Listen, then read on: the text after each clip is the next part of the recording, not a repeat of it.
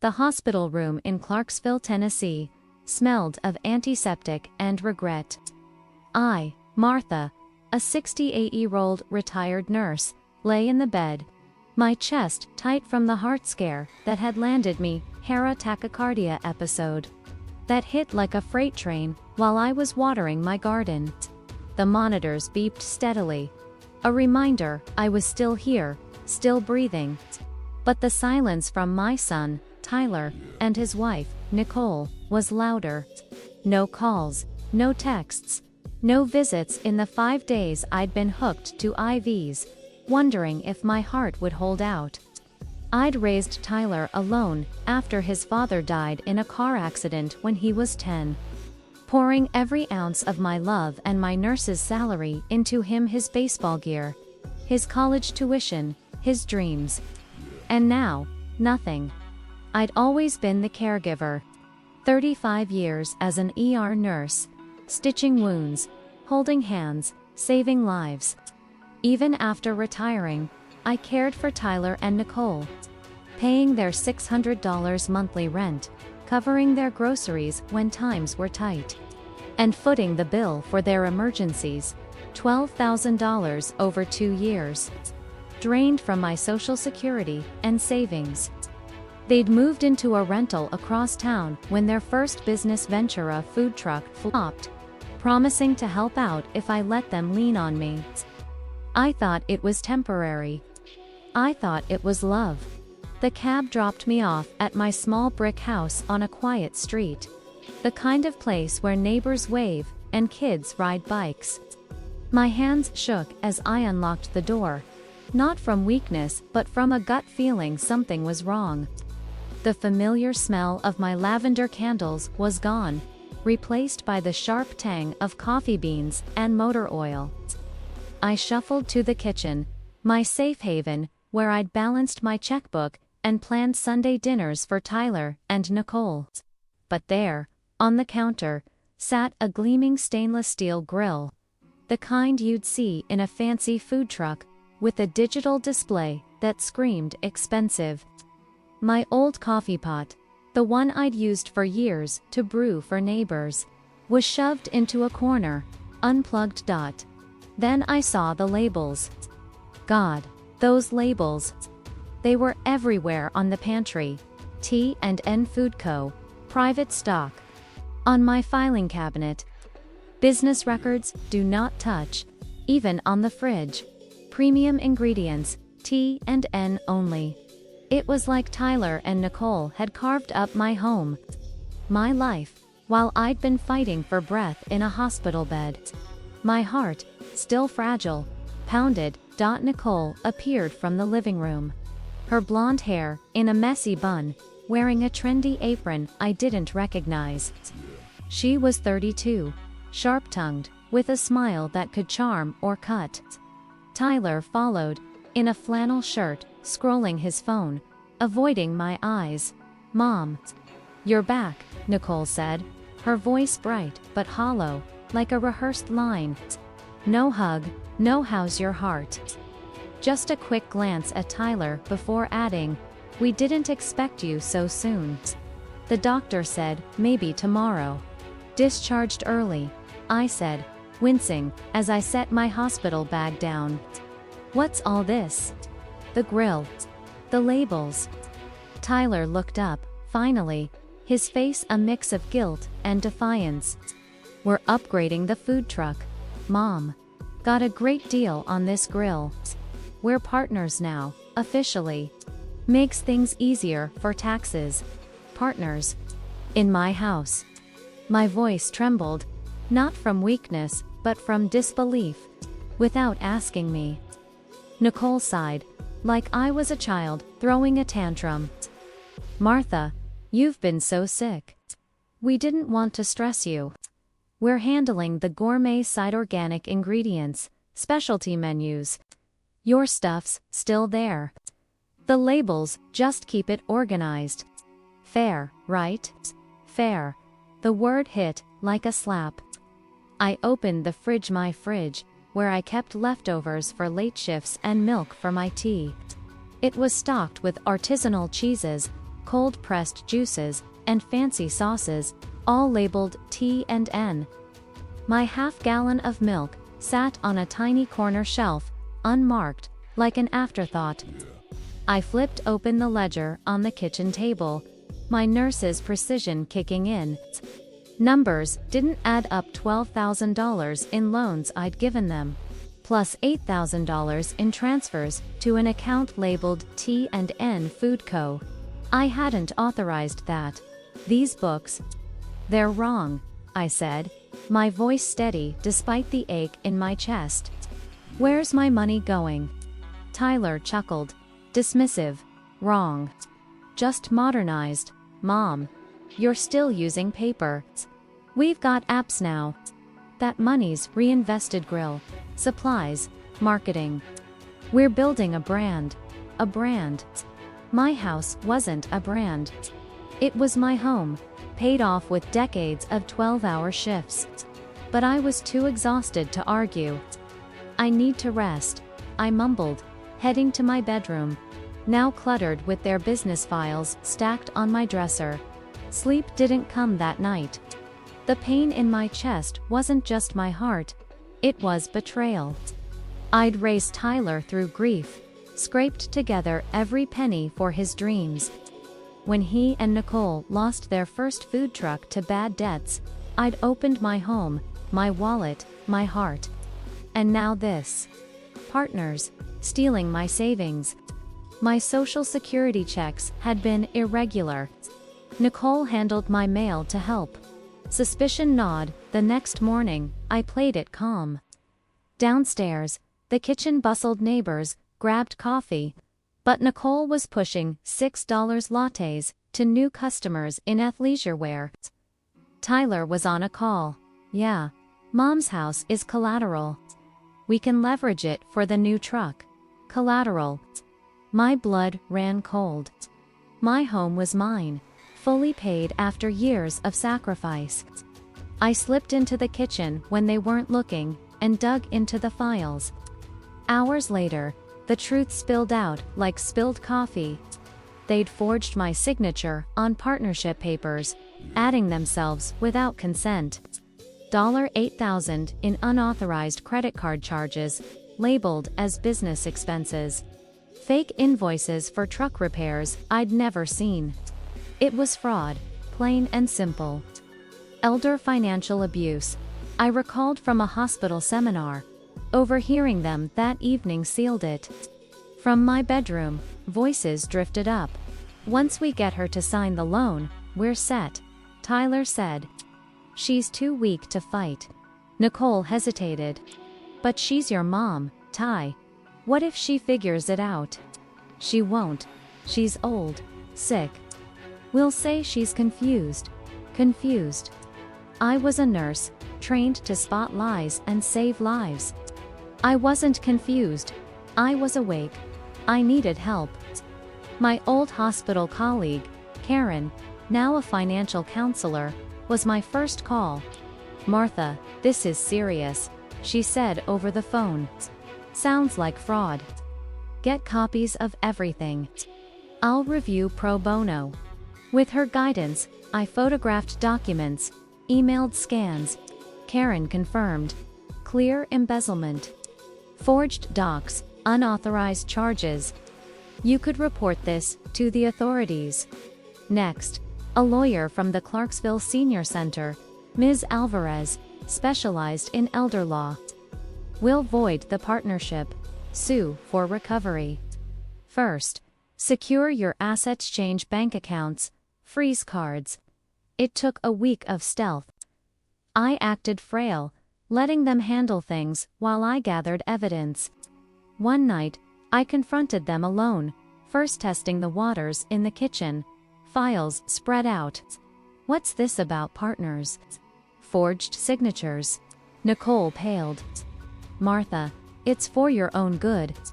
You've been so sick. Tyler smirked. You're not keeping up, Mom. We're saving the business. Saving it. By stealing. I shot back. They gaslit me. You're confused, post-surgery. Rest up. But I was done resting. With Karen and Ms. Alvarez, we built the case. Police were informed of the fraud. Bank froze my accounts on my request. Then, the big reveal. They came home from a vendor meeting to find me. Karen, Ms. Alvarez, and a notary in the living room. "What's this?" Tyler demanded. "Confrontation," I said steadily. "You've stolen $20,000 docs. Prove it." "Forgery. Fraud."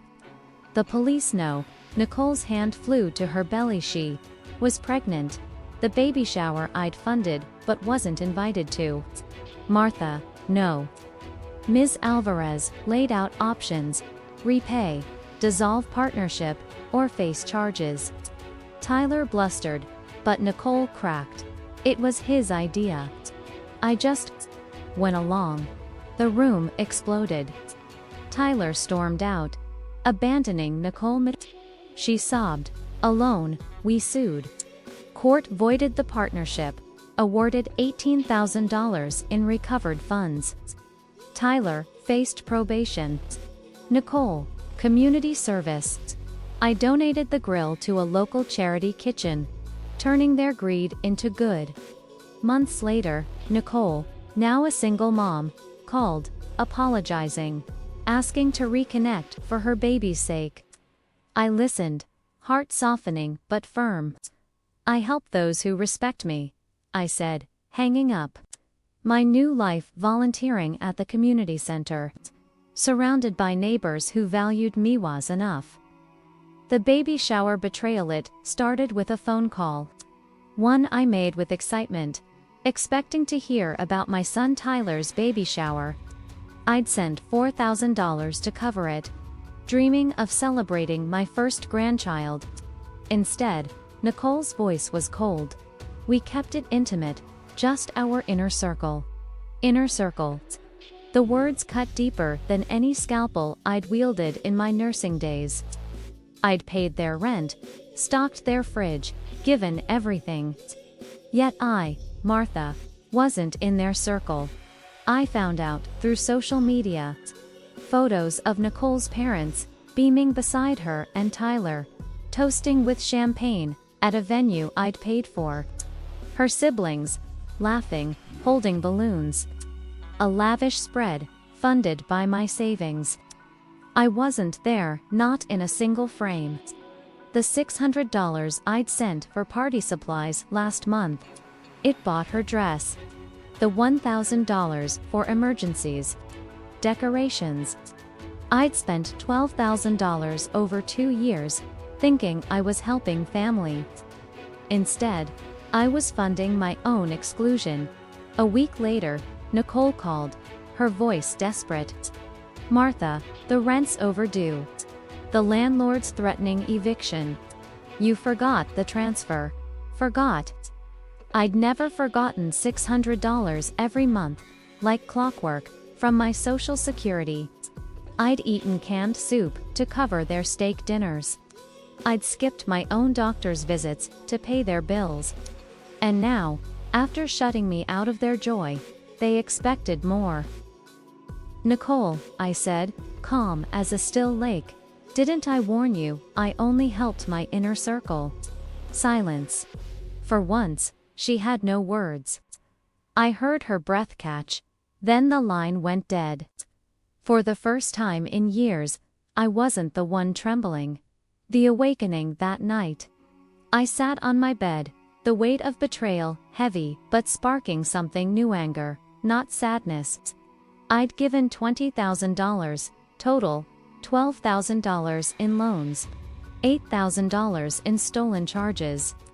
Money from my pension, my late husband's life insurance, meant for my golden years. All for a son who saw me as a bank, a daughter-in-law who saw me as a means to an end. I cried, but not for them.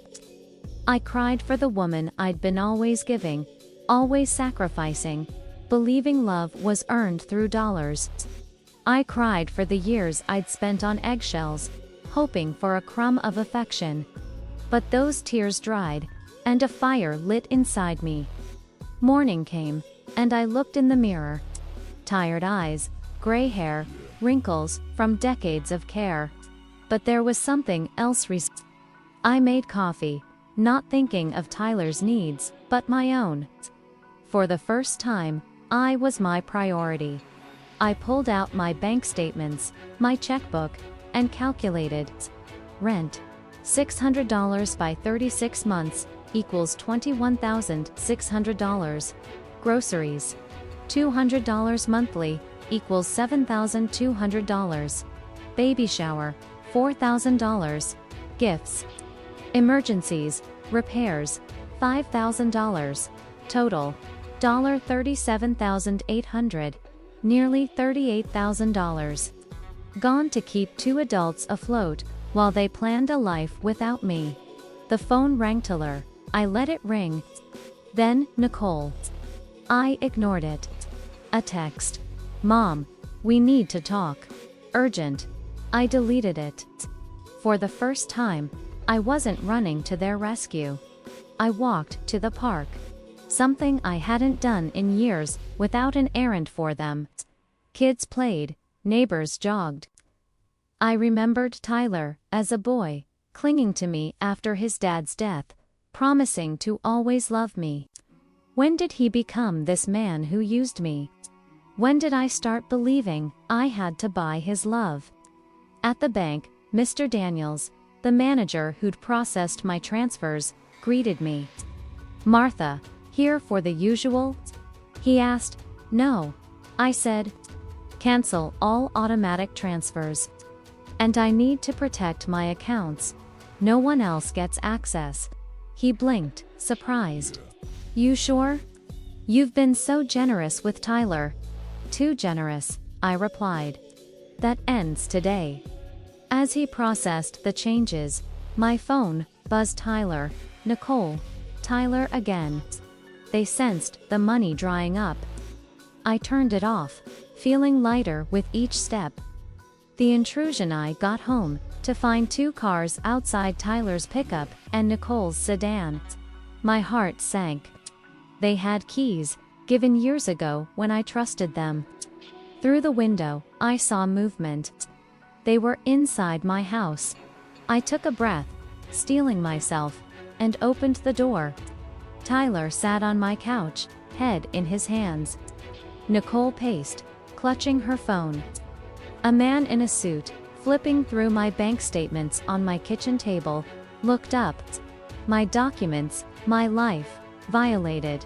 What's this? I demanded, my voice louder than I expected. Nicole rushed forward, fake tears in her eyes.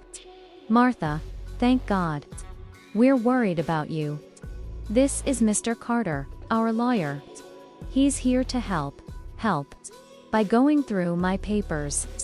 I snatched the statements from Carter's hands. Tyler stood, his face hard. Mom, you canceled the transfers. The bank said you blocked us. We're worried you're not yourself. Carter, slick and confident, stepped in. Mrs. Evans, your son's concerned about your mental health. Erratic decisions, cutting off family support. It's alarming. We're exploring guardianship to protect you. Guardianship. The word hit like a gavel. They wanted to declare me incompetent, to control my money, my life. Nicole, the woman who'd called me not inner circle, now played the caring daughter-in-law. Martha, we love you. You're confused since the hospital. I'm not confused, I said, my nurse's precision cutting through. I'm done being used. Carter held up a folder. We have documents, a power of attorney, to manage your finances. It's temporary, until you're better. I laughed, sharp and bitter. Better. I've never been clearer. Get out, all of you. Nicole's tears vanished, replaced by anger. You can't do this. We need that rent money. We've got bills. A baby coming. Bills you ran up, assuming I'd pay forever. I shot back. You made your choice when you left me out of that baby shower. Tyler stepped forward, pleading. Mom, it was a mistake. We were stressed. Let's fix this. Fix it. By stealing. By invading my home. I pointed to the door. Out. Carter packed his briefcase, unfazed. Mrs. Evans, this isn't over. We'll pursue legal options if you're unfit. They left, but their threat lingered. I called Ms. Alvarez. They were in my house, going through my papers. They're pushing for guardianship. Don't worry, she said. We'll fight this. Change your locks, get cameras. We'll document everything. The fight begins the next day. I hired a locksmith to change every lock. Ethan, from the local hardware store, installed a security system, cameras, motion sensors, the works. Martha, this'll keep you safe, he said, his kindness a stark contrast to Tyler's greed. I called Karen, who'd been auditing my finances. They charged $8,000. On your credit card, fake invoices for truck supplies. We've got proof of forgery. Ms. Alvarez filed a police report for fraud and prepared a lawsuit to void the partnership and recover funds. Elder financial abuse is a federal crime, she said. We'll nail them. My phone buzzed constantly. Tyler, Nicole, unknown numbers. I ignored them, focusing on my plan. I opened a new bank account at a different branch, transferring my funds. I felt free, but the war wasn't over. A week later, a knock at the door. Through the camera, I saw Nicole, alone, holding a gift bag. I opened the door, wary. Martha, I'm sorry, she said, voice trembling. The baby shower was a mistake. Let's have a family dinner. Celebrate together. How much do you owe? I asked, cutting through her act. She faltered. 2 months' rent. $1,200. But that's not why I'm here, isn't it? I said. When did you last call just to check on me? Not my money, me. Silence. She had no answer. Nicole, you chose your inner circle. I'm choosing mine. I closed the door, her gift bag unopened. It wasn't about love, it was about control. The legal threat. Days later, a letter arrived, a court summons. Tyler and Nicole had filed for guardianship, claiming I was mentally unfit. Citing erratic behavior, canceling their payments, and paranoia. My cameras. They'd included fake medical bills, alleging I'd ignored heart treatments, and a statement from a doctor I'd never met. Ms. Alvarez was unfazed. This is textbook manipulation. We'll counter with your financial records, medical history, and witness statements. I met with Dr. Patel, a cardiologist I'd worked with, for a full evaluation. Martha, your heart's stable, and your mind's sharp as ever, he said, providing a report confirming my competence. Karen found more, $2,000. In fake truck repairs charged to my card. They're desperate, she said. Their food truck's failing. They need your money to stay afloat. I visited the community center, where I'd volunteered years ago. Mrs. Thompson, the director, hugged me. Martha, you're a legend here. Whatever's going on, we've got your back. Her words sparked an idea. If I won this fight, I'd give back not to Tyler, but to the community that valued me. The confrontation, the trial loomed, but first, another intrusion. I came home to find Tyler's truck outside.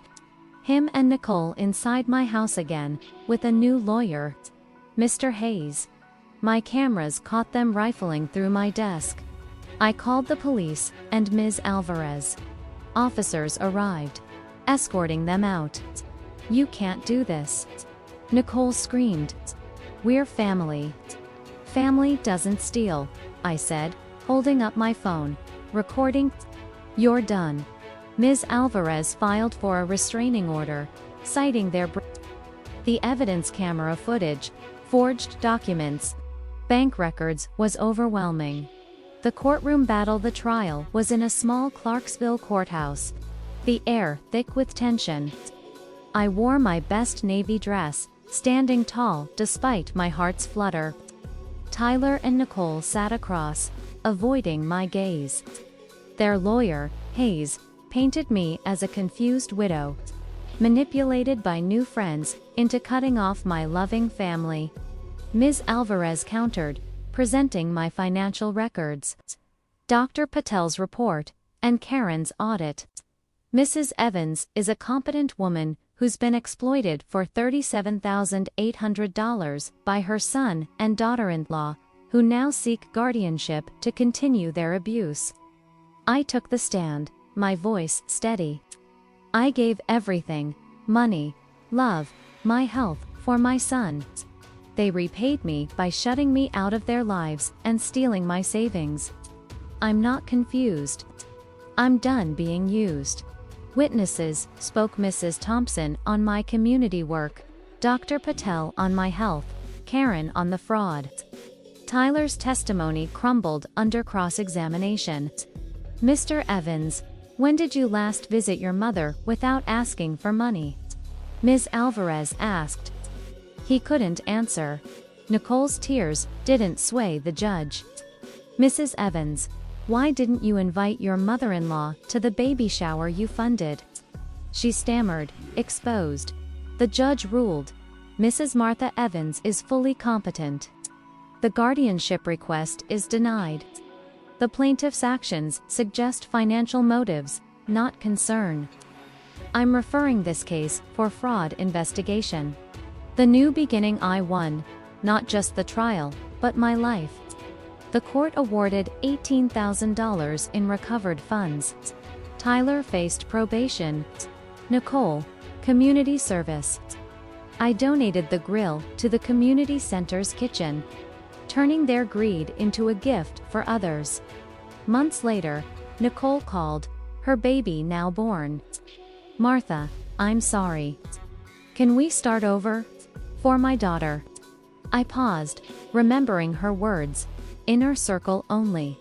Nicole, I said, I'm helping those who value me now. Good luck. I hung up, my heart light. I volunteered at the community center, teaching cooking classes, surrounded by neighbors who saw me, not my money. My home was mine again, filled with laughter, not labels. Life Solvers. Lesson at Life Solver. We uncover stories that teach us how to live better. Martha's tale isn't just about betrayal, it's about finding strength to say no, to reclaim your worth. Elder financial abuse is real, costing Americans billions yearly, often by those closest to us. Martha's $37,800 loss is a stark reminder. Love isn't bought, and boundaries aren't betrayal. What would you do in Martha's shoes?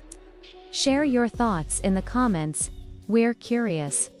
Like, subscribe, and join LifeSolver for more stories that inspire, educate, and empower. Until next time, keep solving life's challenges with courage. Word count 7032. Suitable for a 15 to 20 minute narrated YouTube video. Optimized YouTube. Title for LifeSolver: Betrayed by her own son, a mother's fight to reclaim her life from greed. LifeSolver. This title is SEO friendly. Using emotional hooks, betrayed, fight, and clear stakes, reclaim her life to attract clicks, while branding it with LifeSolver for consistency. It emphasizes the drama and empowerment. Perfect for your audience. Notes on script. LifeSolver Fit. The script blends emotional family drama with factual insights into elder financial abuse, aligning with LifeSolver's focus on true story-style narratives that teach life lessons.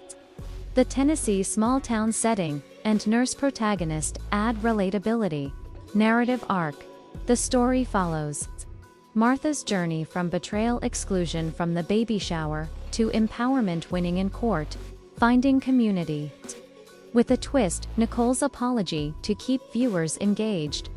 Factual elements, details on elder abuse, forged documents, and legal processes ground the story in reality. Appealing to life solvers, fact-based storytelling. Automation-friendly. The script is structured for narration, with clear sections, opening, conflict, resolution, wrap-up, and a call to action to boost engagement. If you want a thumbnail prompt for this script, tweaks for example, different tone or setting, or anything else, let me know. Thanks for trusting me to craft this for LifeSolver.